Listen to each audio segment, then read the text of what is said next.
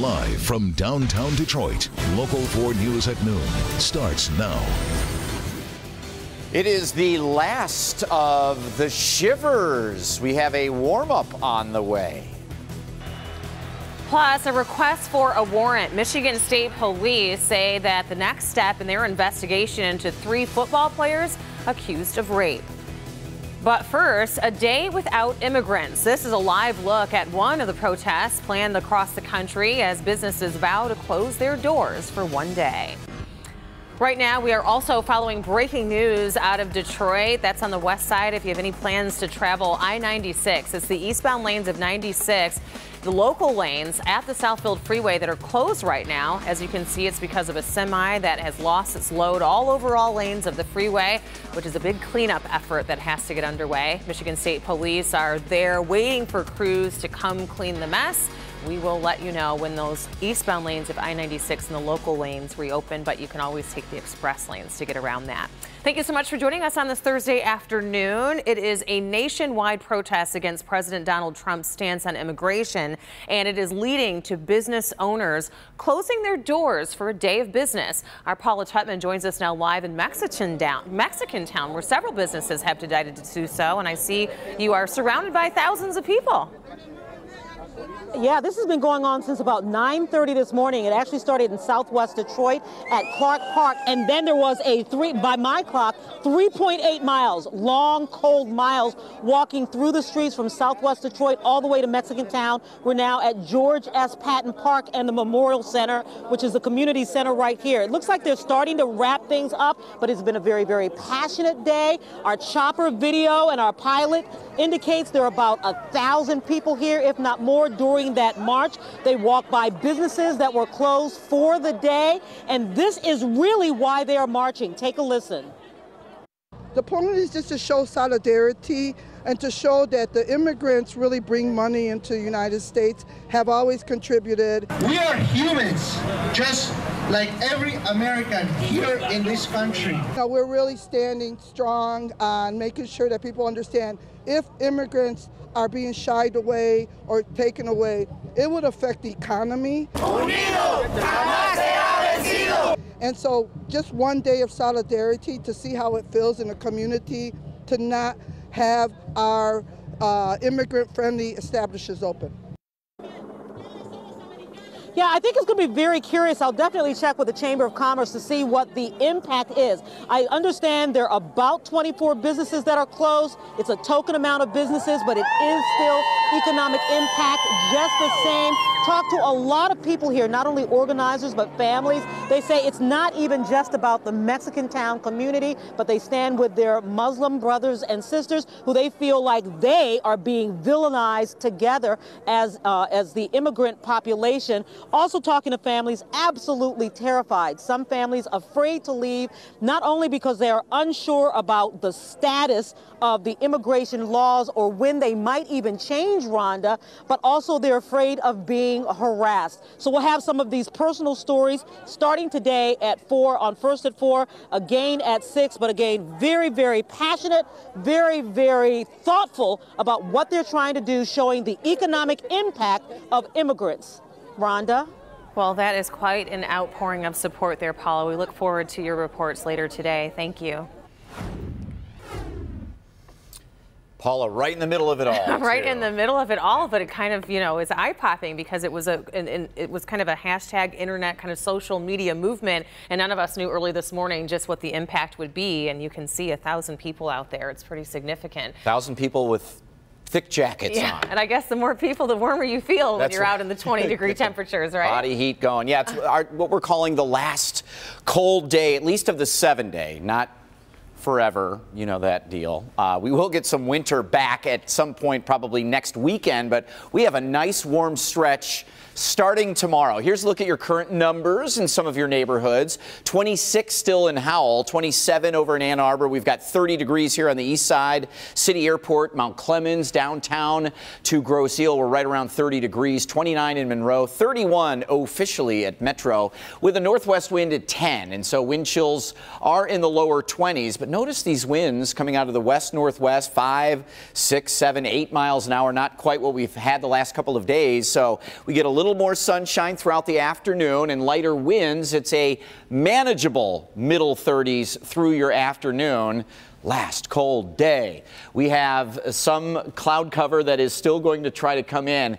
And we'll take a look at this little snowmaker coming out of Manitoba. But overall, you are going to love the 7-day forecast. Near records in some days. All right, Brandon, we'll check in with you shortly to hear all about it. In the meantime, a 36-year-old man will be spending at least the next 5 years in prison after abusing his 2-month-old son. Authorities say that Chance James, the father of the infant, told them that he shook and attempted CPR on the child. It was later determined that Aaron shook the child after losing his temper when the infant wouldn't stop crying. Today, James was in court where he was sentenced to up to 15 years in prison. Also today, a former deputy city clerk in Oak Park is going to be sentenced for embezzling more than $430,000. Stephanie Sumner faces 20 years in prison. Sumner's husband, who was also charged, was sentenced to 334 days in jail. A meth lab was busted overnight in Walled Lake. Police responded to the scene at Legato and Maple after receiving calls about a strong smell of chemicals in the area. When they entered the building, they found an active meth lab. 2 people were arrested, but Walled Lake's police chief was most proud that his officers managed to get the kids that were inside of that dangerous situation out safely. I'm proud of my officers for going in and making the call to go in the house and get the kids out of that situation. They've both been placed with Family Independence Agency, or Family Services, and hopefully with a more responsible relative. At this point, it's unclear if there were more than 2 people involved in the lab, but police are, of course, continuing their investigation on that. Over in East Lansing, the Michigan State University Police Department has submitted warrant requests to the Ingham County Prosecutor's Office. The warrant requests are in connection to the alleged sexual assault of a female student reported last month. The accused in the case are 3 members of the university's football team currently suspended from game activities. So far, no charges have been announced. And a high school teacher has resigned after a video surfaced of this teacher duct taping a student during class. It happened on Monday at Bangor High School on the west side of the state. And cell phone video shows the teacher duct taping a 16-year-old boy's hands to his chest in front of the class. The teacher claims that it was all a joke because the teen uses his hands when he talks. The student reported it to the police. That teacher has since resigned. This comes as teachers at that same school are under investigation after a video surfaced of them making vulgar comments about staff and students at a bar.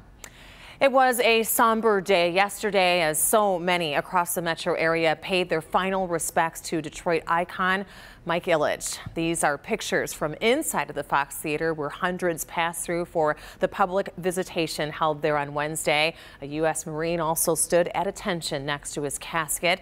Inside the theater that Ilitch restored with his wife Marion, a video montage played showing images from his life, including his hockey, baseball, and business milestones. A private funeral service for Mike Ilitch is being held today. February is Heart Health Month, and if you or a loved one are a heart attack survivor, we want to hear from you. You can head on over to the Local 4 Facebook page or the Good Health page and share your story. We want to know, what does a heart attack feel like, so you can help others recognize what's happening faster so that they can get help. But in a few minutes today, we are happy to have Dr. Brad Urin ahead here at 12:15 from the University of Michigan, who is going to be joining us for a special Facebook Live to answer your questions right then and there. He'll be answering questions and sharing some of the lessons learned from your stories. So if you have some interest in heart information, have some concerns, this is a free opportunity for you to engage in conversation with a doctor from the University of Michigan. Next on Local 4 News here at noon, a fashionable honor. Hillary Clinton is expected to pay tribute to one of her dearest friends, the fashion icon, who will now have their own stamp. Plus, another Senate vote is expected today. Who's next in line for a cabinet position and what the Senate will focus on after today.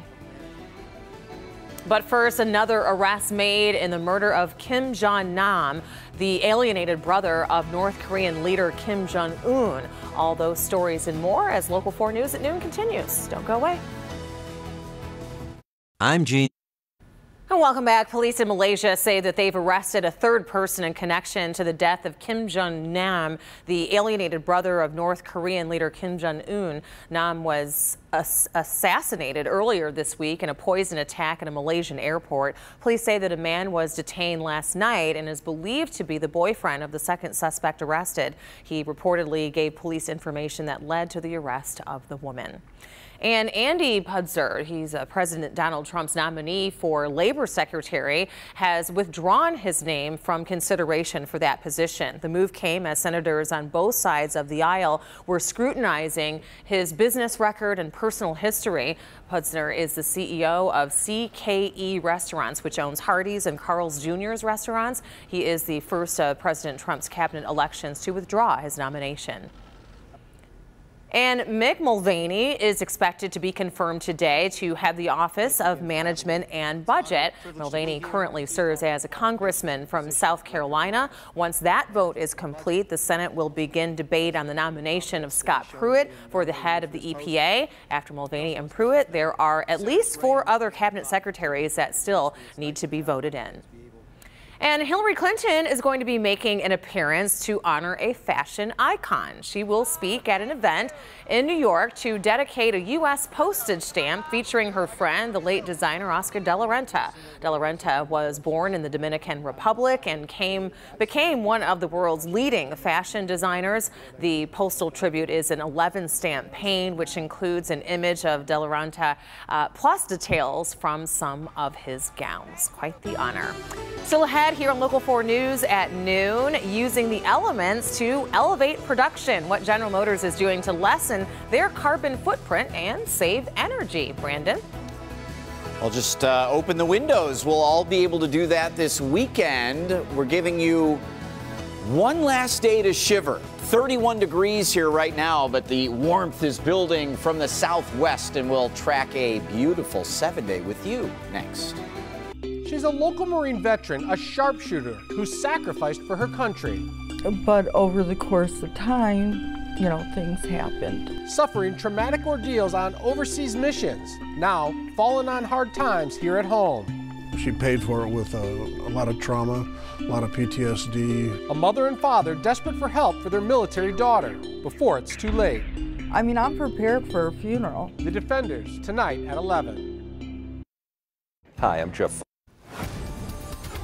Good Thursday afternoon, everybody. 12:18 and 31 degrees out. We are still dealing with a 10-mile-an-hour wind coming out of the northwest. Cool air means 22 degrees is the feels like, wind chill.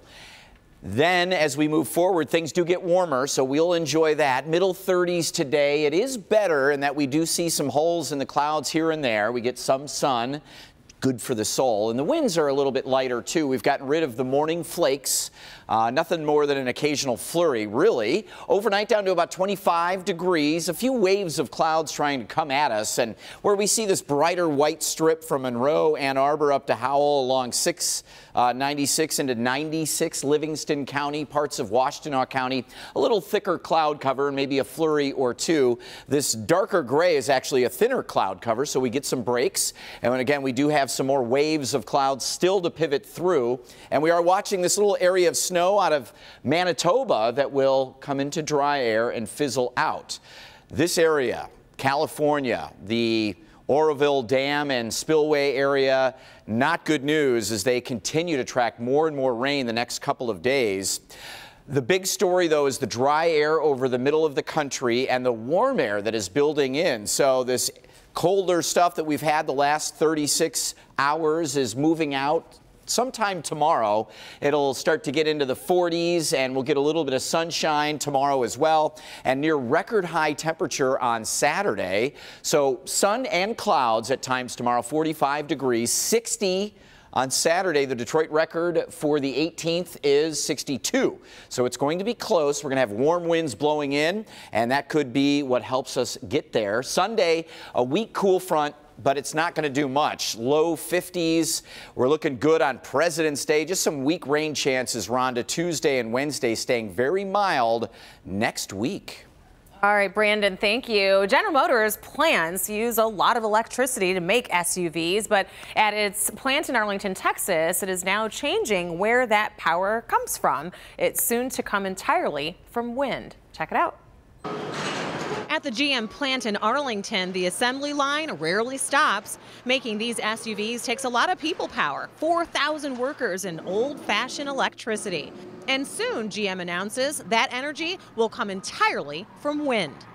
We're bullish at General Motors on renewable energy because it helps provide stable energy costs while lowering our carbon footprint. The plant is already powered 50% by wind. It will be 100% by the end of next year. A big new customer for the wind power industry. General Motors is such an American company, have so many employees, and for them to say wind energy makes business sense is a wonderful endorsement. The power comes from huge turbines in West and South Texas. Electricity harnessed in parts of the state with a lot of wind sent to cities where there's a lot of need for things like making cars. It may look like this assembly line is moving fairly slow, but these vehicles just keep on moving. This Arlington plant produces an SUV every minute. That's more than 1,000 a day, more than 300,000 a year. Wind energy used to be more expensive than traditional sources, but over the years, the price has dropped dramatically. Around the world, GM spends $1 billion a year on energy, and saving can not only help the company's bottom line, but also be passed on to customers in the form of lower sticker prices. This is the future. You can really see there's a strong alignment, but really it's driven by cost. You know, the renewables have come down to be very price competitive, and and that's where we're moving. Cheaper, renewable wind energy providing the power to make cars. And according to the American Wind Energy Association, wind power is now the #1 renewable energy source in the country. There are now 52,000 wind turbines in 41 states. We have some here too. Well, there is a bit more to come here on Local 4 News at noon. It's not your typical romantic proposal, that's for sure. How one guy decides to pop the question that may have left his bride to be sweet and sour? We'll explain. Replay song. Before we go, the pressure that men have to be creative when they pop the question. So you have to see how this Illinois man proposed to his girlfriend. Yeah, Christian Helton's girlfriend loves chicken nuggets.